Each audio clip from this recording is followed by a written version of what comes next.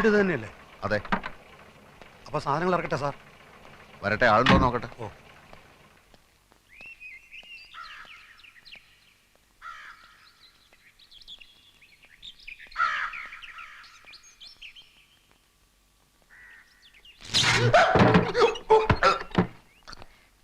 ആരാ? ഓ, shock അടിച്ചതായിരിക്കും. Switch കേടാ. Switch കേടാണെങ്കിൽ മാറ്റാത്തത് മനഃപൂർവ്വം മാറ്റാത്തതാ. അതെന്ത്? അതങ്ങനെയാ. പിന്നെ തഹസിൽദാരെ കാണാനാണെങ്കിൽ ആഫീസ് ചെല്ലണം. ഞാൻ പുതിയ തഹസിൽദാരാ. പേര് രാമകൃഷ്ണൻ. പ്രിയദർശിനി അമ്മ തഹസിൽദാർ വീട് ഒഴിഞ്ഞില്ലേ? ഞാൻ പെട്ടി സാധനങ്ങളൊക്കെ ആയിട്ടാണ് വന്നിരിക്കുന്നത്.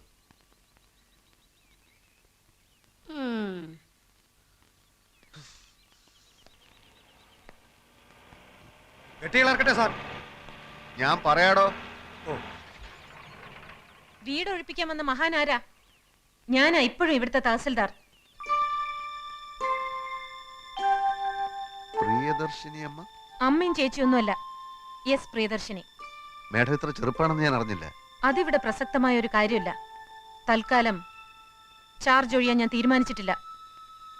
അതുപോലെ തന്നെ ഈ വീടും. എന്നെ ഇവിടെ പോസ്റ്റ് ചെയ്തിരിക്കുകയാണ് മേഡം. ഒരു കസേരയിൽ 2 പേർക്ക് ഇരിക്കാൻ ബുദ്ധിമുട്ടായിരിക്കും. മേഡത്തിന് ഇവിടുന്ന് ട്രാൻസ്ഫറും എനിക്കിവിടെ പോസ്റ്റിങ്ങും. എന്റെ ട്രാൻസ്ഫറിന്റെ കാര്യം നിങ്ങളല്ലല്ലോ തീരുമാനിക്കേണ്ടത്. എന്റെ പോസ്റ്റിങ്ങിന്റെ കാര്യം എനിക്ക് തീരുമാനിക്കാമല്ലോ. ബോർഡിലുള്ള പ്രമാണിമാർക്ക് നിങ്ങളുടെ പോസ്റ്റിങ്ങിനേക്കാൾ പ്രധാനം എന്റെ ട്രാൻസ്ഫർ ആണെന്ന് എനിക്കറിയാം. അധികാരികളുടെ വിടുപണി ചെയ്യാൻ പ്രിയദർശിനി കിട്ടില്ലെന്ന് മനസ്സിലായപ്പോ കൂടുതൽ സംസാരിക്കാൻ എനിക്ക് താല്പര്യമില്ല. പെട്ടികൾ ഇറക്കാറായോ?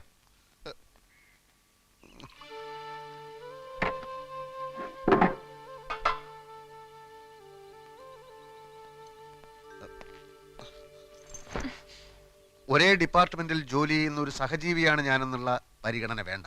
ഞാനൊരു മനുഷ്യജീവിയല്ലേ? എനിക്ക് പറയാനുള്ളത് മുഴുവൻ പറഞ്ഞു തീരും മുമ്പ് മുഖത്തടിച്ചതുപോലെ വാതിൽ കൊട്ടിയടച്ചത് ധിക്കാരമാണ്. ഇവിടെ റവന്യൂ ബോർഡുണ്ട്, ഈ ഡിസ്ട്രിക്റ്റിൽ ഒരു കലക്ടറുണ്ട്, സംസ്ഥാനത്ത് വകുപ്പ് മന്ത്രിയുണ്ട്, ഭരണകൂടമുണ്ട്. കേവലം ഒരു തഹസിൽദാരായ നിങ്ങൾ എന്നെ പേടിപ്പിക്കാൻ നോക്കുകയാണ്. ഞാൻ ടാക്സി പിടിച്ച് പെട്ടി സാധനങ്ങളുമായിട്ടാണ് വന്നിരിക്കുന്നത്. 1/2 മണിക്കൂർ സമയം തരുന്നു. അതിനു മുമ്പ് വീട് ഒഴിഞ്ഞില്ലെങ്കിൽ ആ ജനലടക്കേ.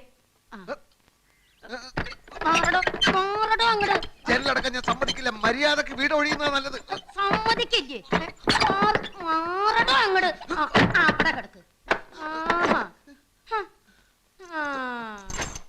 പെണ്ണുമ്പിള്ളേ, എന്റെ ദേഷ്യം കൂടും തോറും നിങ്ങൾക്ക് ഉണ്ടാവാൻ പോകുന്ന ഭവിഷ്യത്തിന്റെ ആക്കം കൂടുകയുള്ളൂ എന്ന് മനസ്സിലാക്കുന്നത് നന്നായി.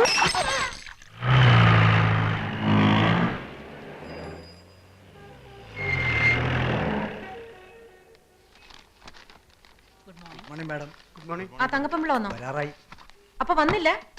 വന്ന ഉടനെ എന്നെ കാണാൻ പറയൂ. ഓ.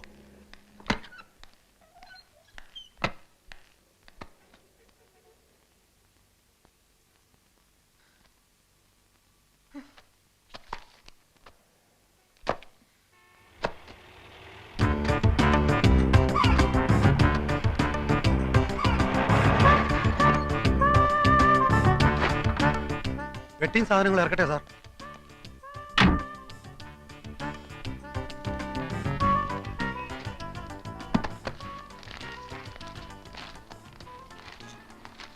തഹസിൽദാർ അകത്തുണ്ടോ? എന്താ കാര്യം? കാര്യം, ഞാൻ കണ്ണപുരത്ത് ഡെപ്യൂട്ടി തഹസിൽദാരായിരുന്നു. ഇപ്പൊ ഇങ്ങോട്ട് ട്രാൻസ്ഫർ ആയി തഹസിൽദാരായിട്ട്. ആ സാർ ഇരിക്കൂ. ഇരിക്കണമെന്നില്ല, ഞാൻ മേഡത്തിനെ ഒന്ന് കാണട്ടെ. ആളെത്തിയല്ലോ അല്ലേ? സർ, അതാണ് മുറി.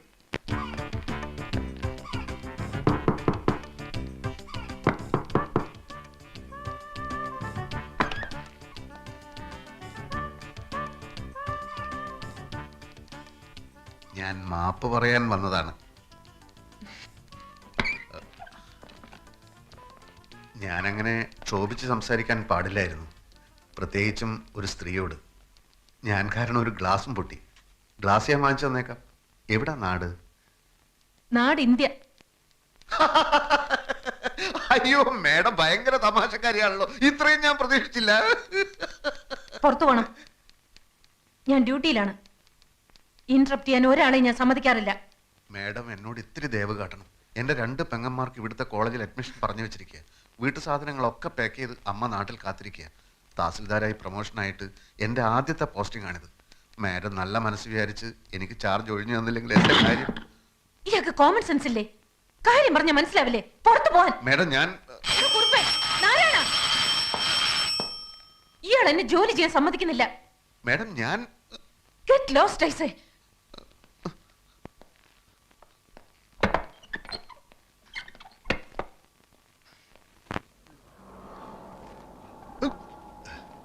പെട്ടിയും സാധനങ്ങളൊക്കെ ഇറക്കട്ടെ സാർ. ഇയാൾ പെട്ടിയ സാധനങ്ങളൊക്കെ തീയിലിട്ട് ചുടറോ?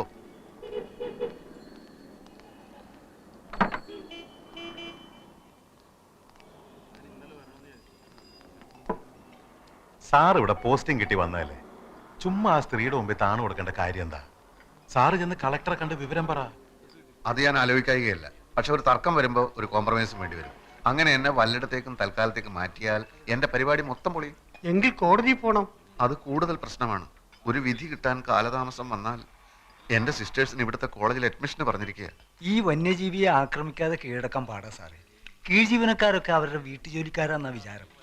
കീഴ് ജീവനക്കാരുടെ കാര്യം പോട്ടെ, കളക്ടർ പറഞ്ഞാലും മന്ത്രിമാരിടപെട്ടാലും ഇവർക്ക് തോന്നുന്ന മട്ടിലെ കാര്യങ്ങൾ ചെയ്യും. കഴിഞ്ഞ ആഴ്ച റവന്യൂ റിക്കവറി കേസ് ഉണ്ടായിരുന്നു. തിരി സാവകാശം കൊടുക്കണമെന്നും പറഞ്ഞ് പല ഭാഗത്തുനിന്നും വിളി വന്നതാ. അനുസരിച്ചില്ല. ഫൈറ്റ് ചെയ്യാൻ സാർ റെഡിയാണെങ്കിൽ ഞങ്ങളൊക്കെ സാറിന്റെ പുറകിലുണ്ട്. ഈ സത്വം ഏത് നാട്ടുകാരിയാ? ഒരു സൗഹൃദ സംഭാഷണത്തിന് സൗകര്യം കിട്ടിയാലല്ലേ അതൊക്കെ അറിയാനൊക്കൂ. എന്തായാലും എനിക്കിവിടെ തന്നെ പോസ്റ്റിംഗ് കിട്ടിയേ പറ്റൂ. കാര്യങ്ങൾ ശരിയാവുന്നത് വരെ ഒന്ന് കയറി താമസിക്കാൻ ഒരു സ്ഥലം കിട്ടിയാൽ നന്നായിരുന്നു. സ്ഥലമൊക്കെ കണ്ടുപിടിക്കാം. പക്ഷെ ആ സ്ത്രീയെ ഇവിടുന്ന് കെട്ടുകെട്ടിക്കുന്ന കാര്യത്തിൽ സാർ ഒരു വിട്ടുവീഴ്ചയും കാണിക്കരുത്. എന്റെ കർത്താവ് ഈശോമിശിഹായേ.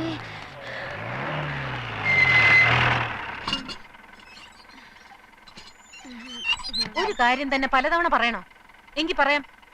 ഞാൻ ഓഫീസിൽ നിന്ന് വരുമ്പോ സാധനങ്ങൾ വാങ്ങിച്ച് ഗേറ്റിൽ കാത്തു നിൽക്കണം. മനസ്സിലായോ? ഞാൻ നേരത്തെ വീട്ടിൽ നിന്ന് ഇറങ്ങിയതാ സാറേ. പലചരക്ക് കടയിൽ നല്ല തിരക്ക്.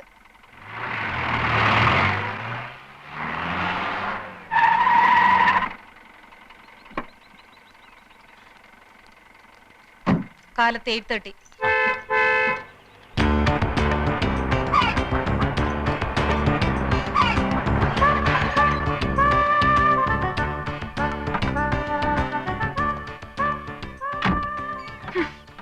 പെട്ടികൾ ഇറക്കേണ്ട ആവശ്യമില്ലല്ലോ സാർ. ഇറക്കണോ പെട്ടികള്?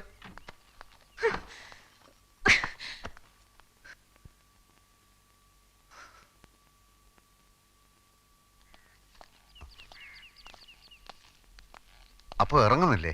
അത് വേണ്ട സാർ. ഈ വീട് സംഘടിപ്പിച്ചതിന് പുറകിൽ ഞങ്ങളാണെന്നുള്ളത് അടുത്ത വീട്ടിലെ വന്യജീവി അറിയണ്ട. എങ്കിൽ ഞങ്ങൾ പോയിക്കോട്ടെ. കാണാം.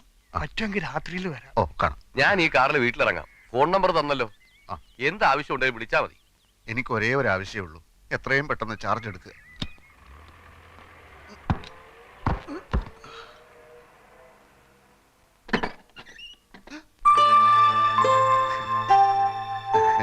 എന്റെ ഭാഗ്യത്തിന് ഇങ്ങനെ ഒരു വീട് ഒത്തുകിട്ടി. മാഡത്തിന് എപ്പോഴെങ്കിലും ആ വീട് ഒഴിയാൻ തോന്നിയാൽ ഇവിടെ ആവുമ്പോ എനിക്ക് എന്റെ പെട്ടി സാധനങ്ങൾ എടുത്ത് എളുപ്പത്തിൽ അങ്ങോട്ട് കയറാമല്ലോ. ആ, അത് നേരാ. പക്ഷെ ഞാൻ മരിച്ചു കഴിയുമ്പോഴായിരിക്കും ഇയാളുടെ പെട്ടി സാധനങ്ങളുമായിട്ട് ഇങ്ങോട്ട് കയറുന്നത്.